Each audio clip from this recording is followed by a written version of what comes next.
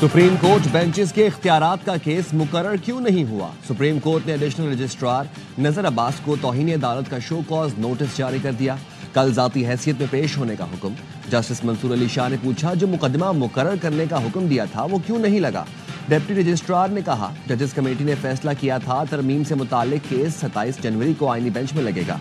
Justice Mansoor Ali Shah ने कहा, मैं खुद भी कमेटी का रुकन हूं, मुझे तो कुछ इल्म नहीं। जस्टिस आयशा मलिक ने पूछा, हमारी पूरे हफ्ते की कॉज लिस्ट क्यों तब्दील कर दी गई? हमने तो टैक्स के मुकदमात मुकर्रर कर रखे थे जो तब्दील कर दिए गए। समाअत कल तक मुलतवी।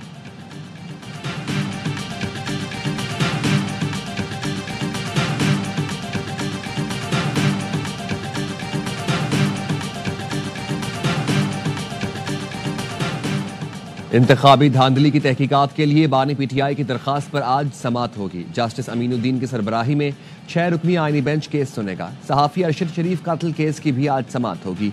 तोशाखाना केस 2 की समाअत अडियाला जेल में कुछ देर बाद होगी। बानी पीटीआई और बुशरा बीबी को कमरे अदालत में पेश किया जाएगा।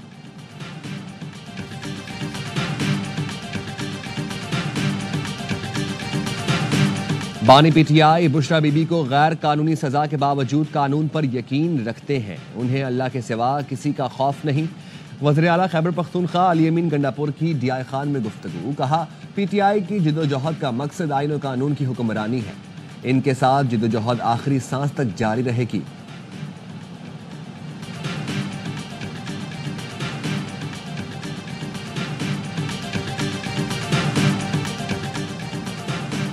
एटीसी रावलपिंडी ने 32 मुकदमात में बुशरा बीबी की अबूरी जमानतों में 1 फरवरी तक तौसीह कर दी।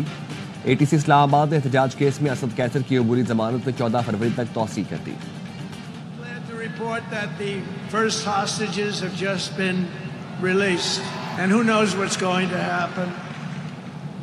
I know that Biden is saying that they made the deal well.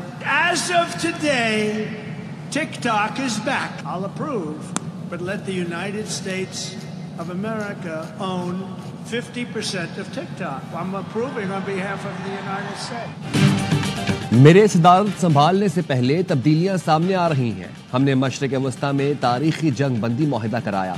जंग बंदी मुआहिदे से खित्ते में पायदार अमन कायम होगा। नौमुंतखब अमरीकी सदर डोनाल्ड ट्रंप का हल्फ बर्दारी से 1 रोज पहले वाशिंगटन में हामियों से खिताब। कहा, हम एक बार फिर अमरीका को अजीम बनाने जा रहे हैं। टिकटॉक बहाल हो चुका। टिकटॉक के 50% शेयर्स अमरीका को मिलने चाहिए। जुम्मे को लॉस एंजलिस जाकर हालात का खुद जायजा लूंगा।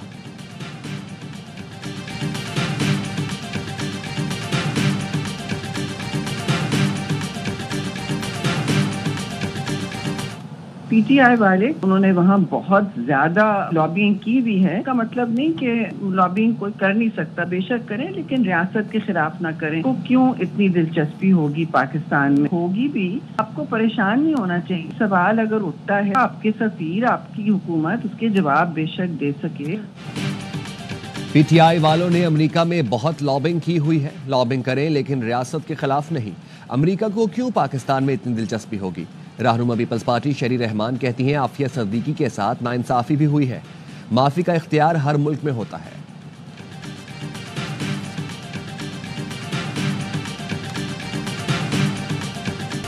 गजा में इसराइल हमास जंग बंदी मुआहदे पर अमल दरामद। हमास की जानिब से 3 यरगमाली खवातीन की रिहाई के चंद घंटे बाद इसराइली जेल से 90 फलस्तीनी कैदियों को रिहा कर दिया गया। हमास का कहना है कैदियों का अगला तबादला 25 जनवरी को होगा।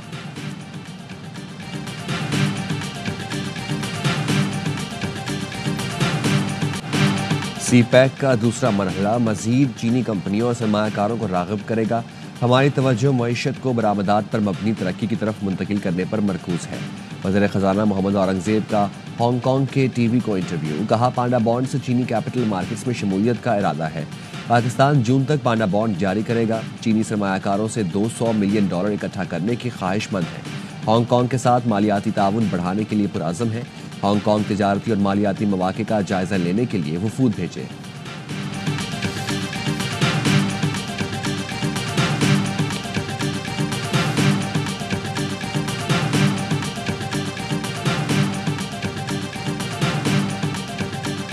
जमात इस्लामी का बलूचिस्तान पर लाहौर में जलसे का ऐलान। अमीर हाफिज नईमुर रहमान कहते हैं, बलूचिस्तान का मसला हल करना है तो हकीकी क़यादत से बात करना होगी।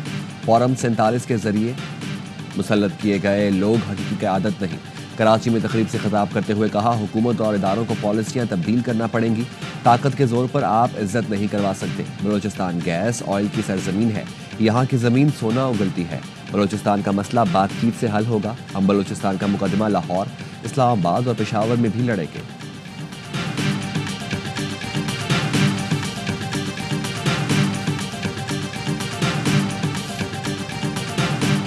वज़ीर आज़म शहबाज शरीफ की जाती उमरा में लीगी कायद नवाज शरीफ से मुलाकात।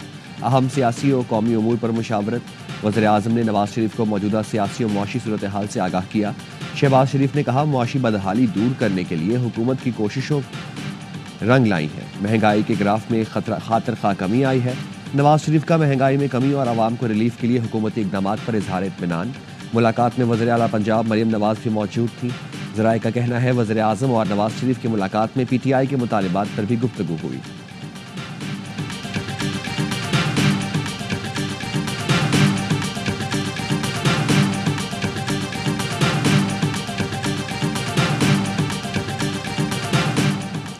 PTI का अलकादर ट्रस्ट केस का फैसला 48 घंटे में चैलेंज करने का फैसला।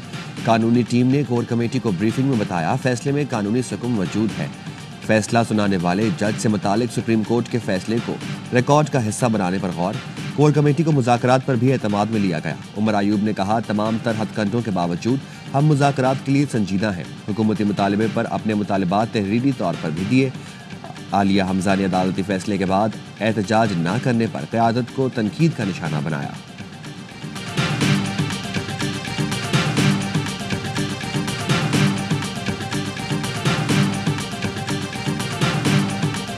कुर्रम की सूरत हाल पर खैबर पख्तूनख्वा में आला सतह का इजलास। तर्जुमान सूबाई हुकूमत का कहना था, बिला तफरीक कार्रवाई का फैसला कर लिया। अमन पसंद लोगों को शरपसंदों से अलग करके कार्रवाई की जाएगी। खदशा है अमन पसंद लोगों के दरमियान कुछ शरपसंद घुस गए हैं। जिला कुर्रम में शरपसंदों के खिलाफ कार्रवाई नागुज़ीर हो चुकी है। मुतासरा इलाकों के आवाम के लिए रिहाइश के बेहतरीन मुतबादिल इंतजामात किए गए। सूबाई हुकूमत ने 22 इमदादी ट्रक कुर्रम रवाना कर दिए। खुराक, खैमे, कंबल और दीगर ज़रूरियात ज़िंदगी पर मुश्तमिल सामान शामिल।